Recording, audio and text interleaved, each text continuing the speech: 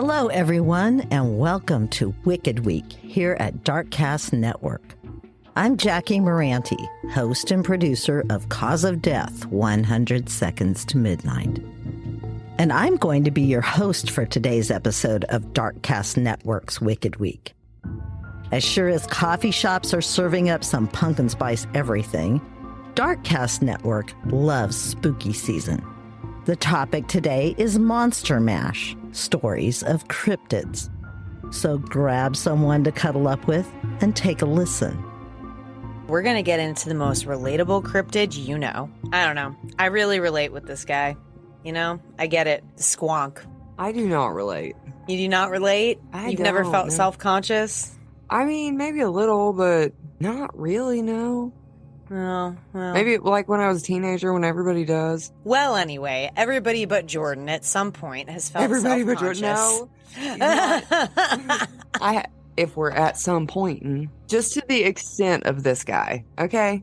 He is a little dramatic, I guess. Everyone's felt a little self-conscious about the way they look, but the squonk takes it to the next level. The squonk is a folkloric creature said to live in the hemlock forest of northern Pennsylvania. Oh, damn old hemlock. Legends of squonks originated in the late 19th century during a period of Pennsylvania's history when timber and hunting industries were of the utmost importance. The legend states that a creature's skin is loose and ill-fitting and covered in warts and moles. I mean, I don't know. Sometimes I look in the mirror and I'm like, so this is 37. Like, I get it. I get it. My skin's getting kind of loose. I'm telling you right now, you can't avoid it. It's good. The alternative is death. That's true. I'm fine. Yeah, it's fine to be a little squonkish sometimes. The thing that isn't fine is how the squonk handles his outward appearance. Because I'd venture to guess that the squonk is a really nice dude. Like, maybe. I think they're really nice. Probably they sound got a great really personality. Nice. Yeah, and like just, they don't even give themselves a chance. They don't even try. No. Well, the first written account of the squonk was from the 1910 book Fearsome Creatures of the Lumberwoods by William T. Cox. Good old Billy T. Cox. The book states, the squonk is of a very retiring disposition, generally traveling about at twilight and dusk. Because of its misfitting skin, which is covered in warts and moles, it is always unhappy. Aww.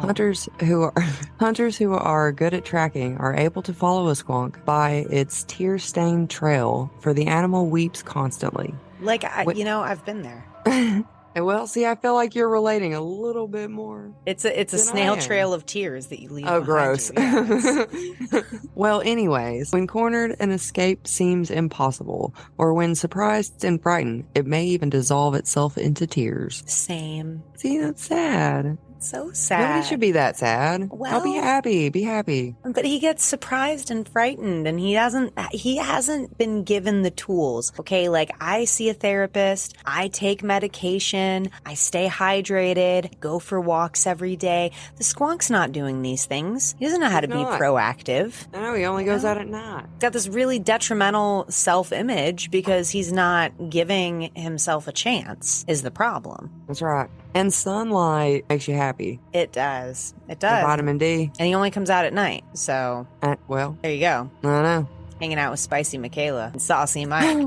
And all the other nocturnal critters. That's right. I guess they don't really need sunlight, huh? I guess not. They're nocturnal critters. Like me. Wow. They need the moonlight. Later retellings elaborate a little more, saying that squonks traveled slowest or not at all on moonlit nights to avoid catching a glimpse of their ugly reflection illuminated in a body of water. Those poor things. You shouldn't feel so bad about yourself. Be proud of who you are. Right? Like I might see myself and then I'll fucking die because I'll just melt into my own tears. Like, come on, guys. Find some therapy, talk it out, take an inventory of like the people and squonks who love you. Right? What about them? What about them? If you're a squonk out there and you're listening to this and you're like afraid, write us, creepytapas@gmail.com. Let us know. Reach out. We'd love to hear from you. We'll tell you you're pretty.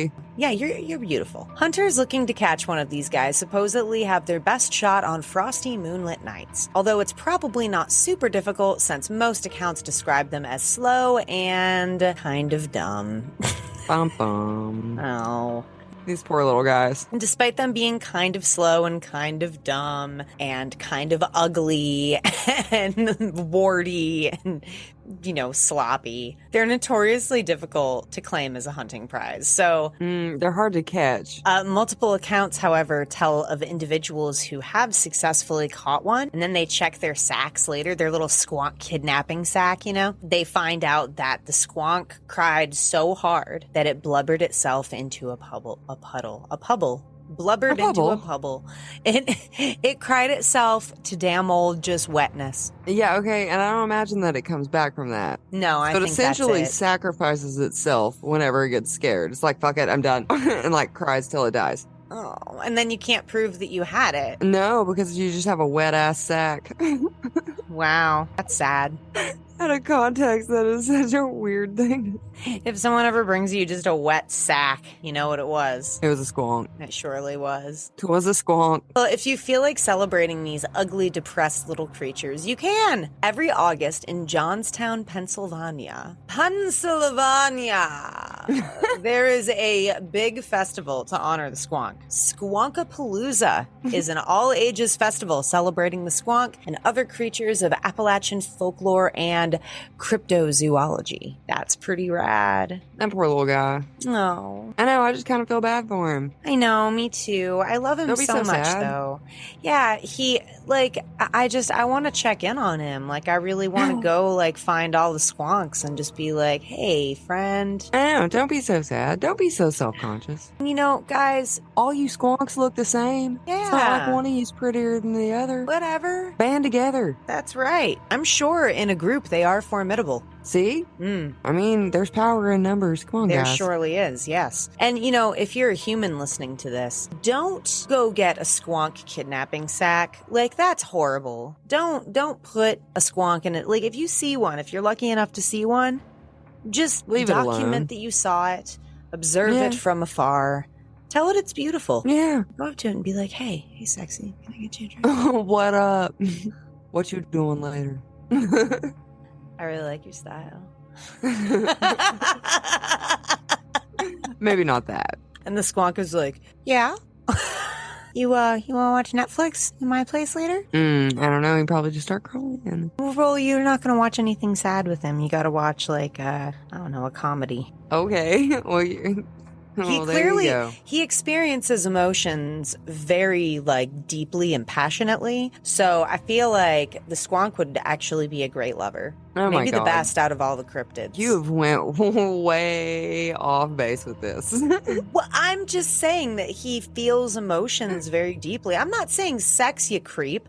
I mean a paramour, a partner, somebody who you could... You're the one who just made it sex. I'm not talking about fucking a squonk. I'm talking about having one as a partner. They love so deeply. They'd take good care of your feelings and your heart because they're so sensitive themselves. They would have that empathy. They'd be like, well, I don't want to hurt your feelings because you might, cry yourself into a puddle. I understand what you're saying. Yeah. However, the original phrasing by calling them a lover. Sorry, I thought we weren't doing phrasing anymore. Oh, no, phrasing. Hi, I'm Alana. I'm Kelsey. And we're from Castles and Cryptids. And today I'm going to tell Kelsey all about the Scottish cryptid called the Knucklavee. Very excited. I have to say, this is one of my favorite cryptids I've ever come across. It just is super metal looking. Okay. It's really cool and creepy. It's from, I think it's called Orcadian folklore, which means it's from the Orkneys, which is, the Orkneys are islands off the northern coast of Scotland. So it's in these remote islands, but it lives in the salt water, the cold Atlantic salt water.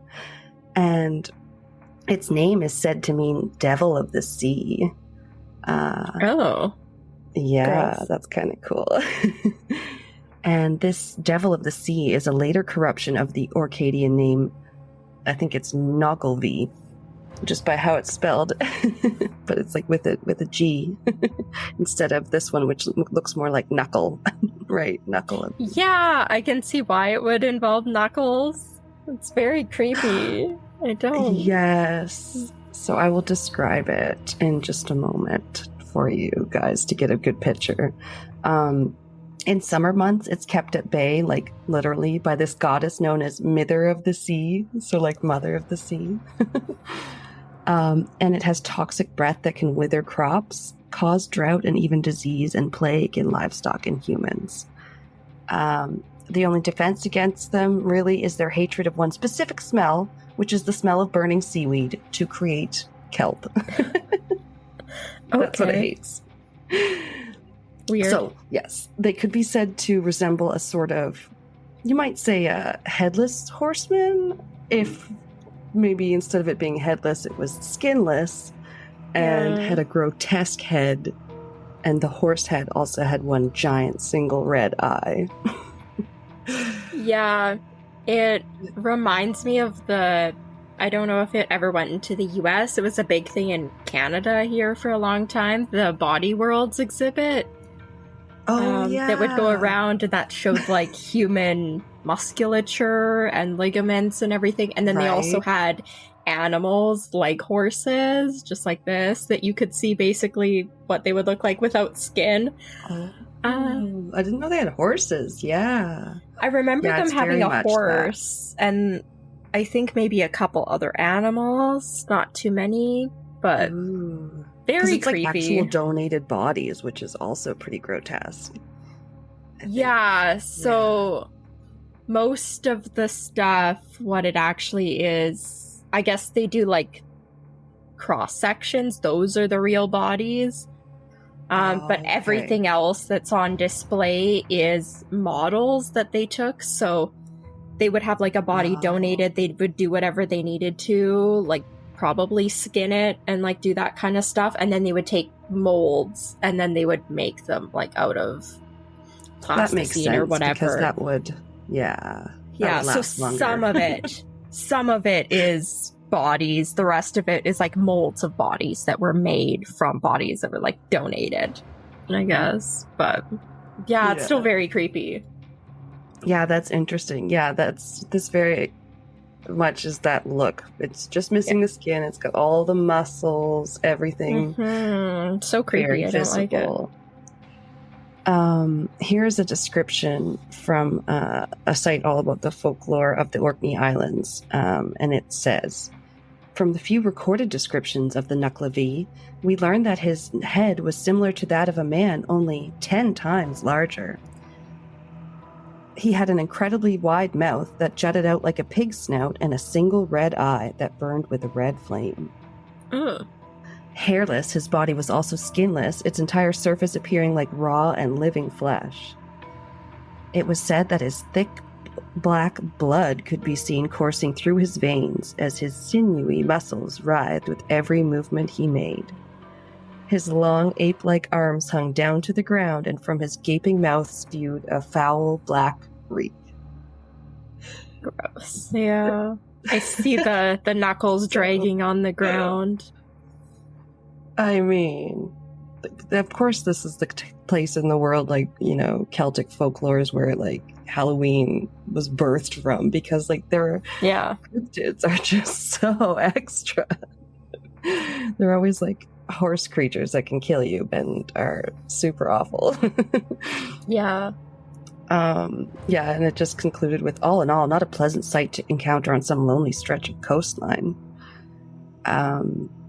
If it's not clear, the creature is like merged at the point of its joining, like sort of a sinister Siamese twin. I don't know. I didn't notice that at first. I thought it did have legs and still looked like a person with long arms sitting on a horse, but I realized after, no, he doesn't have legs. He's just a torso with arms and a head on the back of a horse. Yeah, so like almost like a centaur, but no, it's kind of just like a man's torso jetting out from the back of a horse. It's pretty. Some sources says he's a large head on 2 small arms. I don't know if that means he has no torso, but that sounds even worse. The only thing they hate really is that seaweed. That's the one thing you can do to kind of get rid of them. And they would always gather the seaweed from the shores and lay it out to dry above the high water mark. And then they would like burn it in stone-lined pits until they ended up with this white powdery kelp. And its ash was always rich in nutrients and used as fertilizer, so that's probably why they were burning it. But also the folklore said that he hated the smell of this burning it, and he becomes so enraged if he smells it, and he takes out his wrath on whole herds of cattle. Either herds of cattle or the horses of Stronsay seem to be his two particular targets. Yeah. Like those horses in particular, he's like, fuck you. So, and Stronsay happened to be the island where kelp had first been burned in the Orkneys, so that may be why. And then when kelp was burned anywhere in the Orkneys, the horses on Stronsay would be afflicted with a strange disease called mortashine. From there, where it would spread all through the Isles. So that kind of sucks, but there's one more thing that it hates, actually. You have one more trick up your sleeve. It hates fresh water. Okay. I guess because it lives in salt water, you know? Fresh water is like its kryptonite. Weird. Yeah, so you can definitely use this to your advantage. Some advice. If one is chasing you, simply cross a stream, and much like some vampire lore, I think, it's just unable to follow you across the water. Oh, okay. Yeah. Mm-hmm.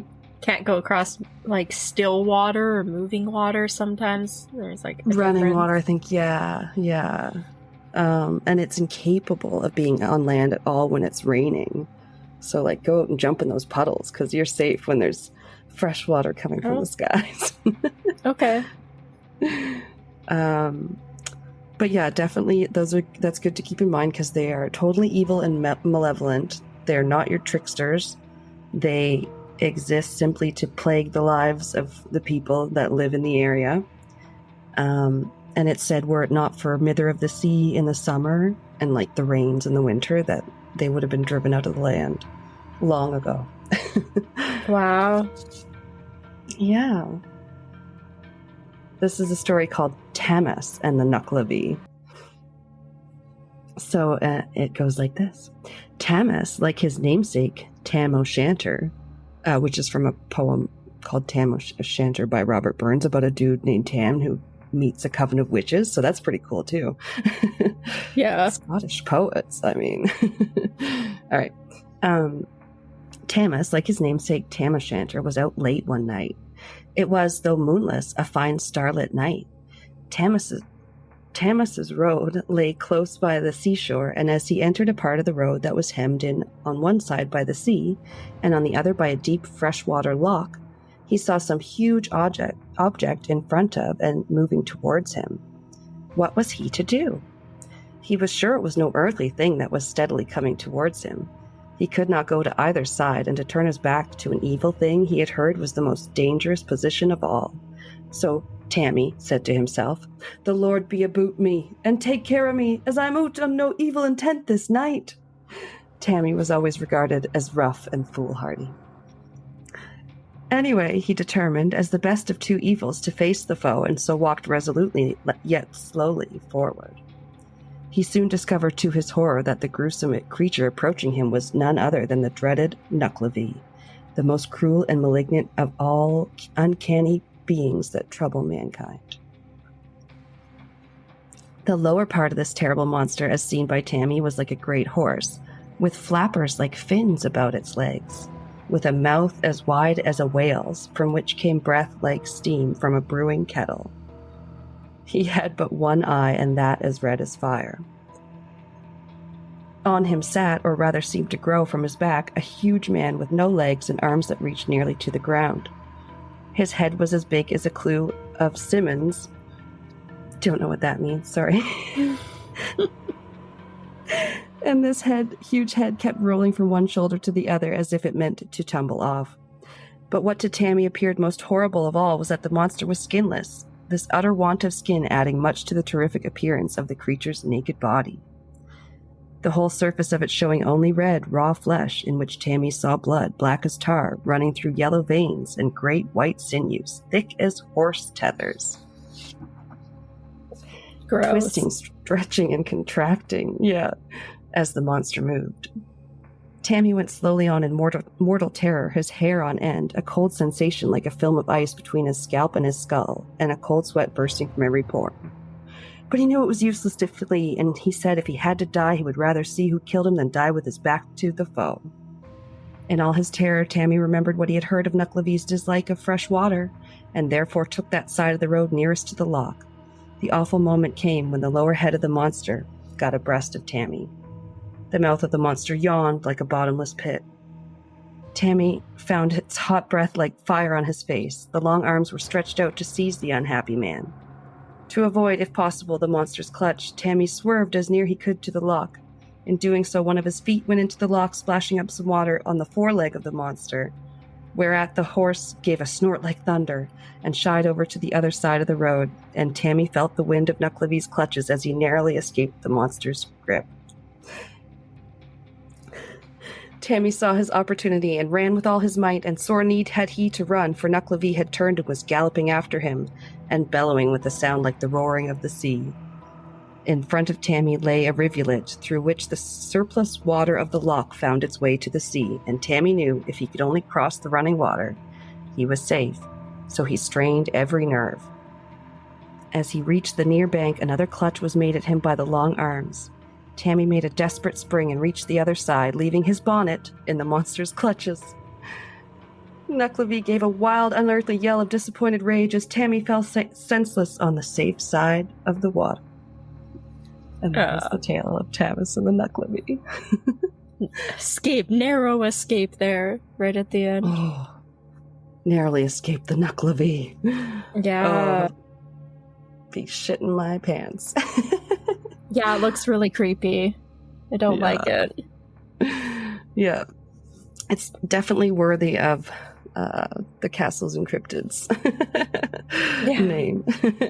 Yes, for sure.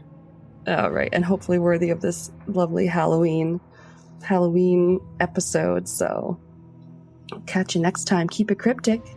Yeah, thanks for listening. Bye. Halloween, it's right around the corner, and by that I mean tomorrow.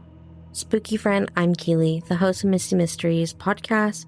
It's a podcast that covers both true crime and paranormal topics, focusing on historical and unsolved crimes. And today, on Halloween Eve, I am helping fill this monster-filled episode with the California creature, the Fresno Nightcrawler. Jumping back to November 5th, 2007, a man named Jose had just had an awful experience with people stealing items from his property.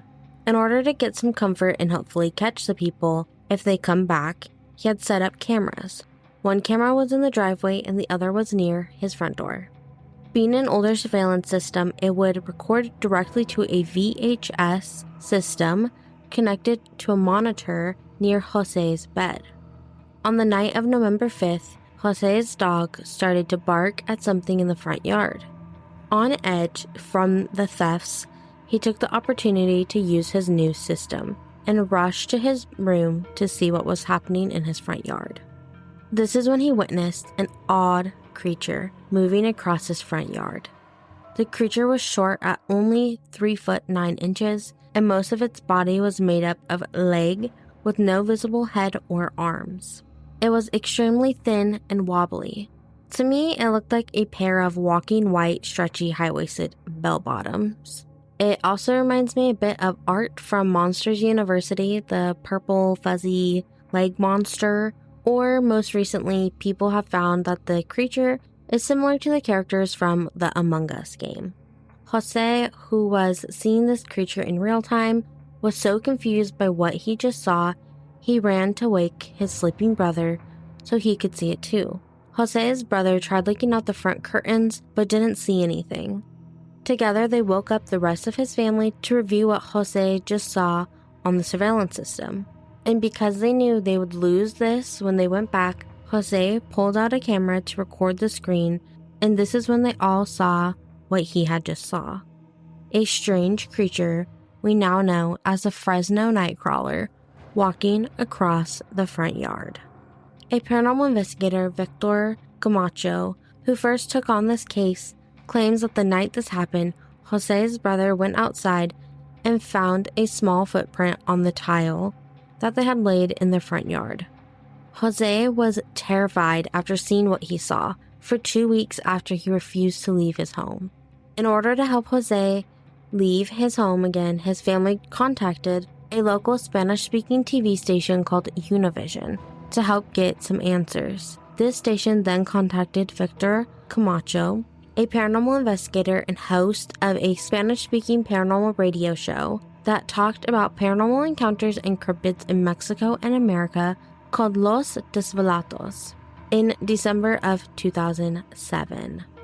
The station was hoping Victor could help them turn this footage into an alien story, but unfortunately the initial footage was just too bad of a quality and nothing could be done till February of 2008 when Jose was finally ready to talk about what he experienced.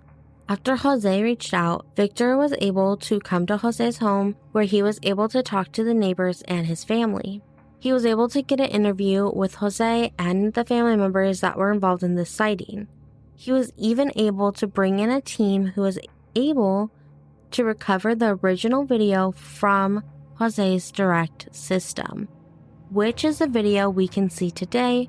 And obviously throughout time, others have tried to improve its quality, so there are many other videos out there.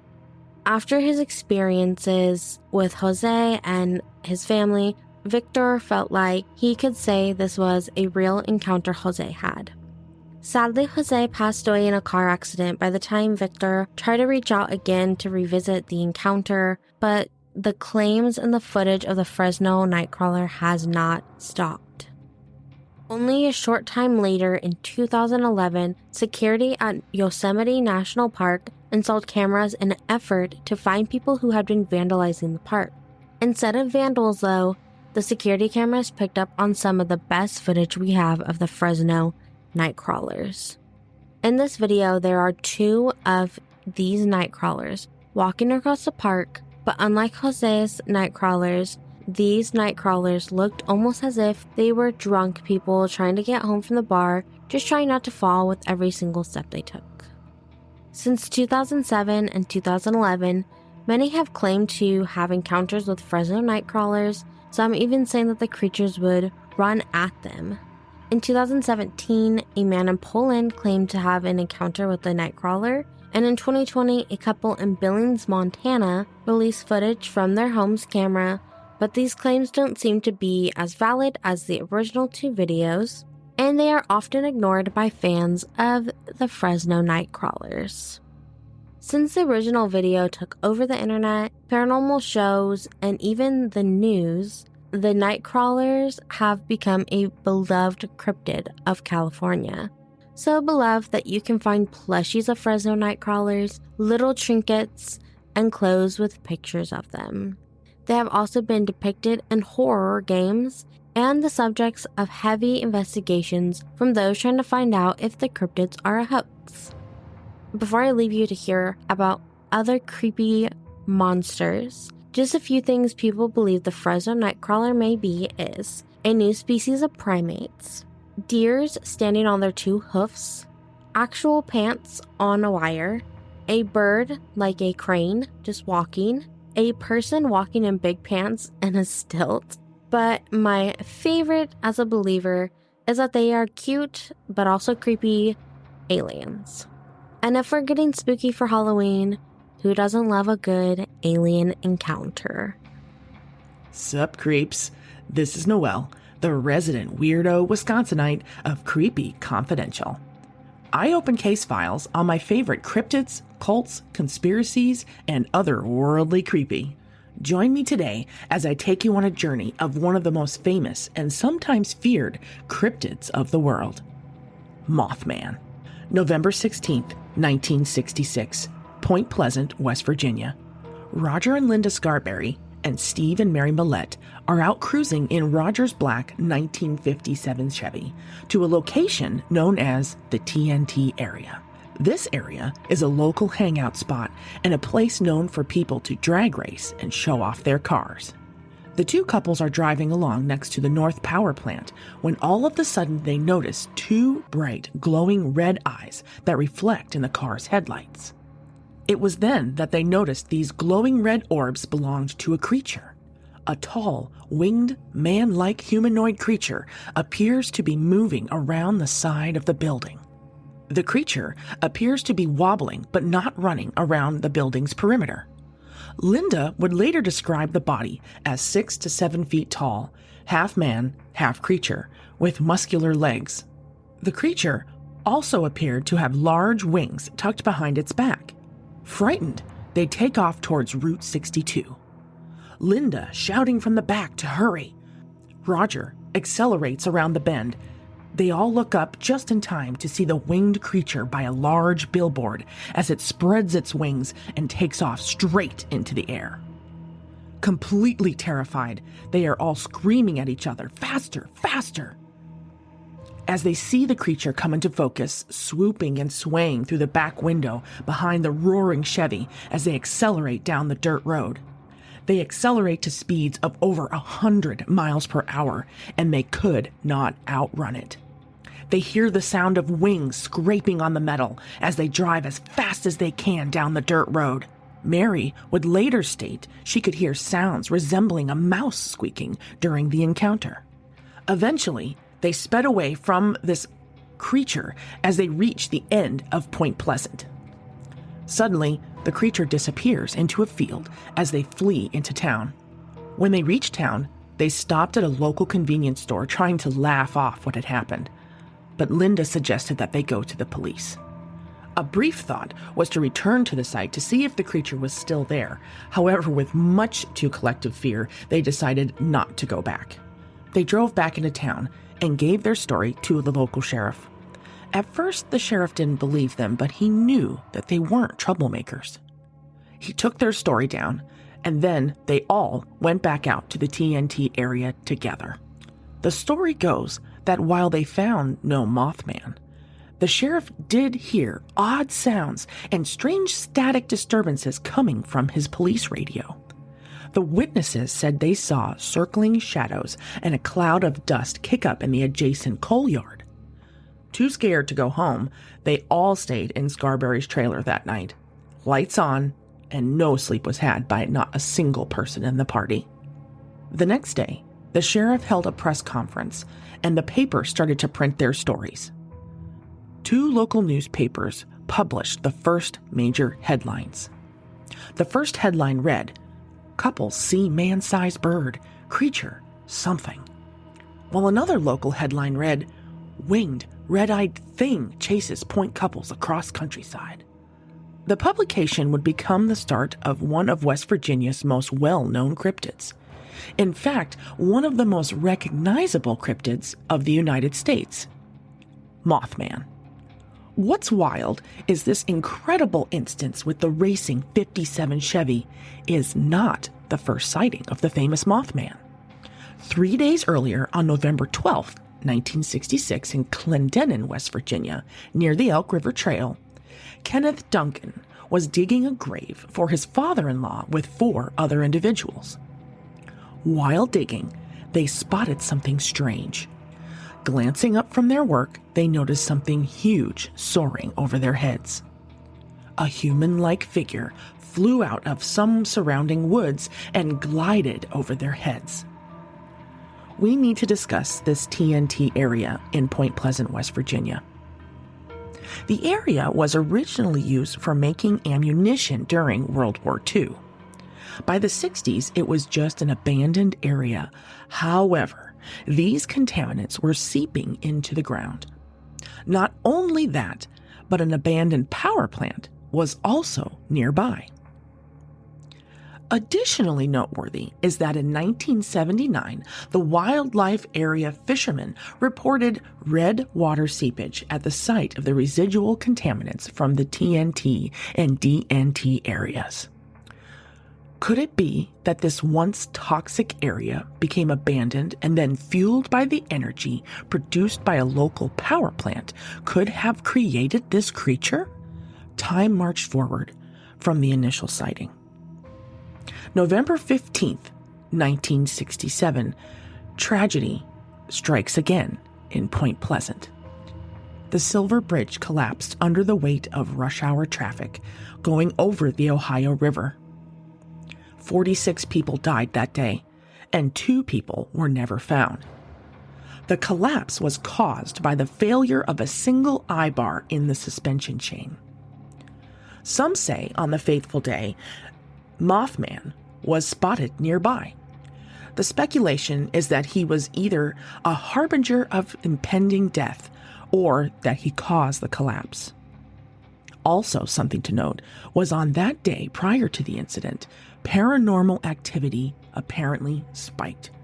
Potential UFO sightings and an individual now known as Indrid Cold, aka the Smiling Man, appeared for the first time in noted history. Poltergeists and bizarre light phenomenon also happened right before the bridge collapsed. Was he a warning or the cause? Since the chase in the 1957 Chevy, there have been many other sightings that should be noted. He has been spotted before Chernobyl, the 9/11 tragedy, the interstate bridge collapse in Minnesota, and before the swine flu outbreak in Mexico. Next time you are exploring the wondrous woods of West Virginia, if you see a pair of glowing red eyes in the forests, it might just be the Great Mothman. Hi guys, I'm Courtney, host of the Book of the Dead podcast, a true crime podcast that focuses on lesser known crimes. Today I have for you a different story, a legend that has endured in New Jersey for hundreds of years. A story that some believe is pure fact and others believe is pure fiction. This is the story of the Jersey Devil. According to legend, in 1735, a Pines resident known as Mother Leeds found herself pregnant for the 13th time. The Leeds family was not a wealthy family, exacerbated by the fact that Mother Leeds' husband was a known alcoholic and drank the family's money away. Pushed to the point of exasperation to be found pregnant again, she cursed this child to the heavens, proclaiming, "Let this one be a devil." Mother Leeds would soon forget about the curse she placed upon her child, but the powers that be did not. Mother Leeds finally went into labor a few months later on a very, very stormy night with tumultuous weather. Her children and her husband secluded themselves in a separate room, giving her privacy as she labored with her midwives. According to legend, the birth went smoothly and she delivered a happy, healthy baby. But things would not stay like that. Within minutes of being born, Mother Leeds' wish came to fruition. The baby started to change, morphing into an abomination straight from the depths of hell. The crying baby began growing at an alarming rate. Horns grew from its head, talon-like claws burst from the tips of its fingers, leathery wings sprang from his back, and thick black hair and feathers consumed his body. Its eyes glowed red, and this monstrous creature's head began to change into that of a horse. His legs elongated and grew hooves, and once the transformation was complete, this monstrous being savagely attacked his own mother, then turned its attention to the rest of the horrified midwives, and attacked them as well, leaving no survivors. The monster burst through the door of the next room where its own father and siblings were, and to their horror it attacked them as well, maiming some, killing others, before letting out a terrifying cry and flying up into the chimney. It destroyed everything in its wake, leaving a pile of destruction. It destroyed everything in its wake as it made its escape, terrifying the residents of the Pine Barren that managed to escape. To this day, the creature that has gone by different names over the years, such as the Leeds Devil and the Jersey Devil, claims the Pine Barrens as its own and terrorizes anybody who is unfortunate enough to cross its path. Since the 18th century, residents have reported unearthly wails emanating from the forests and bogs and how their farm animals would be left slaughtered in the morning with no apparent cause. Some say the Jersey Devil's reach is even farther than the Pine Barrens, with reports of attacks in Camden and Philadelphia. And even as recently as the 1900s, residents from all over have reported seeing this terrifying creature, with it allegedly going on a rampage in January of 1909. But since that rampage, no one has reported seeing it since, at least not to that degree. But the tale of the Jersey Devil has spread beyond the Pine Barrens and has been embraced by all of New Jersey as the stuff of legend. Some say that the Jersey Devil is very, very real and very dangerous, and there have been reports over the years of encounters with the devil. Some say that they have found strange tracks in the sandy soil of the Pine Barrens. Some say that they are the footprints of a strange bird, or possibly that of a horse that walks on two legs. And every once in a while there will be a report of a sighting of the Jersey Devil. Some say now that it has the body of a kangaroo, the head of a dog, the face of a horse, massive leathery wings, deer-like antlers, and a reptilian tail with intimidating claws. But whether or not these reports are true doesn't matter, because if the devil is real, one thing is for certain. The devil lurks in New Jersey, and it is here to stay. Hey, this is Autumn from Autumn's Oddities. Here's an urban legend that's set right down the road from my house, and it hits very close to home. If you've listened to my Tales from the Podcast Host episode, you will immediately see why. The Bluegrass State is big on history, with plenty of local lore and legends mixed in. One of the most infamous and chilling legends in Kentucky that has continued to be passed down through generations is that of the Pope Lick Monster. The Pope Lick Monster, or Goat Man as he's colloquially referred to, is a beast that's part man, part goat, and part sheep. Doesn't add up, but I guess it's thirds, hopefully. He's reported to live beneath a railroad trestle bridge that's over Kentucky's Pope Lick Creek, a location that's seen more than its fair share of tragedy throughout the years. Just outside of Louisville, in eastern Jefferson County, that's the county that I live in, the Norfolk Southern Railroad runs right through the parklands of Floyd Fork, and it's in this particular stretch of trestle that the Pope Lick Monster is said to reside. In most accounts, the Pope Lick Monster, named obviously after the creek below his little trestle, appears as a human-goat hybrid with a grotesquely deformed body of a man. It has powerful fur-covered goat legs, an alabaster-skinned face with an aquiline nose and wide-set eyes. Short, sharp horns protrude from its forehead, nestled in some long, greasy hair that matches the color of the fur on the legs because fashion. It's called fashion, Brenda. Look it up. Numerous urban legends exist about the creature's origins and the method it employs to claim its victims. According to some accounts, the creature uses hypnosis or voice mimicry, I hate that, to lure trespassers to the trestle to their death by oncoming train.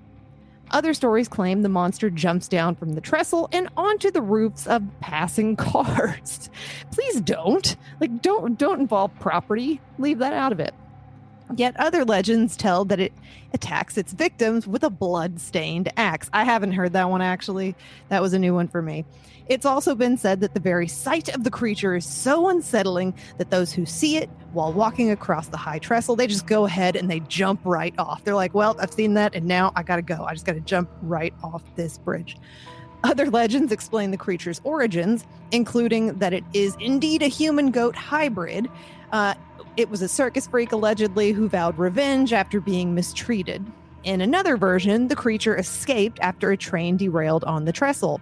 This version actually links the Pope Lick Monster to the legend of the ghost train, which has also been sighted on the trestle. Another version claims that the monster is really the twisted reincarnation of a farmer who sacrificed goats in exchange for satanic powers. I was going to say that's like one of the all-time greatest backfires. You're like, I want some power, like some sweet, sweet power. And the devil's like, sure, I'll make you powerful, but you got to be a goat, man. Like, damn it, I should have been more specific with my wish. The Pope Lick monster is believed by most to exist in the realm of myth and legend. I personally know several people who have had encounters with it. I have not myself, but I also am not going to go down and call it out on its own trestle. That's disrespectful, and I would understand whatever reaction it had. The infamous Pope Lick train trestle has become a favorite spot for kids. It's very unfortunate, especially those conducting bravery tests when someone dares them to climb the trestle. And this has not always ended well, as you can imagine. There's a misconception that the Pope Lick trestle is abandoned and no longer in use, when in reality, the bridge carries a major rail artery into Louisville. Heavy freight trains cross the bridge several times a day, making it far too easy for someone to get caught atop it while an oncoming train barrels down.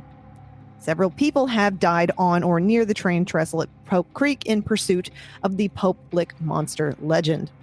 In 1988, 17-year-old Jack J.C. Charles Baum II was hit and killed by a train, and another young man was injured while trying to cross the trestle. In 1994, a man was killed by a train after his ATV overturned on the trestle, trapping him on the track. In 2000, a 19-year-old fell to his death after encountering a train. And on April 23rd, 2016, a 26-year-old tourist named Raquel, she was from Ohio, died after being hit by a train while searching for the monster. And her boyfriend survived by hanging on the side of a trestle. And if that wasn't true, I would be like, that's a movie that's gone too far. On May 26, 2019, Savannah Bright was pronounced dead at the scene after she and another teenage girl were on the tracks near the Pope Lick trestle. Her unidentified companion was taken to University of Louisville Hospital. The monster was the subject of a 1988 film by Louisville filmmaker Ron Schildknecht called The Legend of the Pope Lick Monster. The 16-minute, $6,000 film, it's a decent budget, premiered on December 29th, 1988. Most of the film was shot at the Pope Lick trestle, but scenes showing characters up on the trestle were shot on another location where trains weren't coming through all the time and where you weren't high up in the air and have to hang off the side of a bridge to escape a train. Norfolk Southern Railway, or Norfolk, I don't really know how you say it. Officials, I don't really care. Again, listen to Tales from the Podcast episode. I don't like this railway for a reason.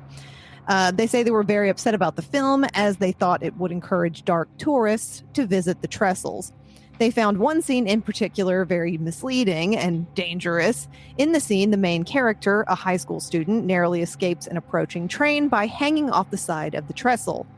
In reality, you have to be pretty freaking strong to hang on for the 5 to 7 minutes it takes for a long train to clear the 772-foot or 235-meter trestle.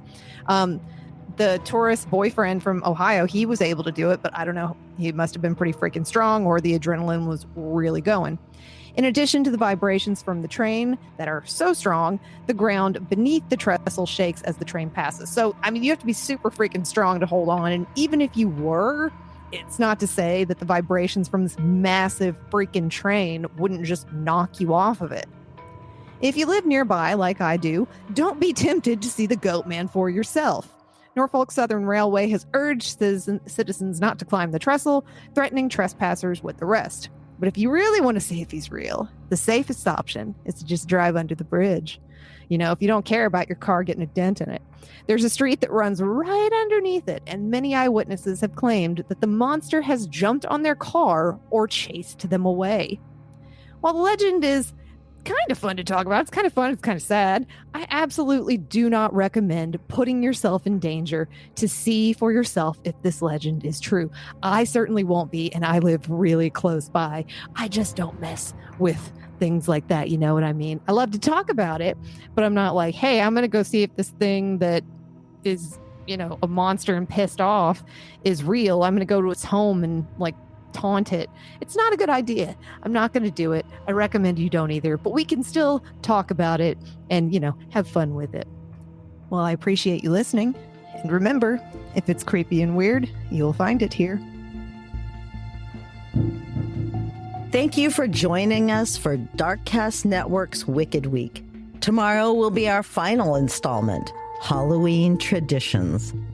I'm Jackie Moranti from Cause of Death 100 Seconds to Midnight, a Darkcast Network production. Darkcast Network, the best of dark indie podcasts.